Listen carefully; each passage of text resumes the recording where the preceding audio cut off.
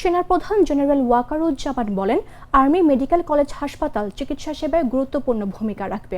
আধুনিক সুযোগ সুবিধা সম্পন্ন এই প্রতিষ্ঠান চালু হলে চিকিৎসা শিক্ষা ও চিকিৎসা সেবায় নতুন মাত্রা যোগ করবে। রোববার কুমিল্লা সেনানিবাস সংলগ্ন এলাকায় 500 শয্যা বিশিষ্ট আর্মি মেডিকেল কলেজ হাসপাতালের ভিত্তিপ্রস্তর স্থাপন করা হয়েছে। জানা যায়, কুমিল্লা সেনানিবাসের এরিয়া সদর দপ্তর কর্তৃক প্রদত্ত প্রায় 5 একর জমির ওপর আর্মি মেডিকেল কলেজের একাডেমিক কার্যক্রম আনুষ্ঠানিকভাবে শুরু হয় 2015 সালের 11 জানুয়ারি।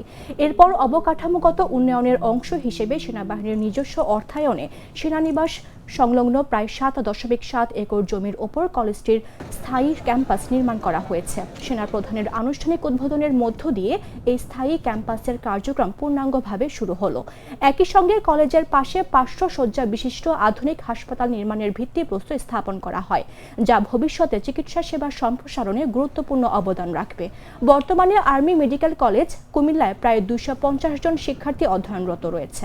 প্রতিষ্ঠার পর থেকে এখন পর্যন্ত 6টি ব্যাচ থেকে 283 জন শিক্ষার্থী সফলভাবে চিকিৎসক হিসেবে উত্তীর্ণ হয়ে দেশে ও বিদেশে কর্মরত রয়েছেন।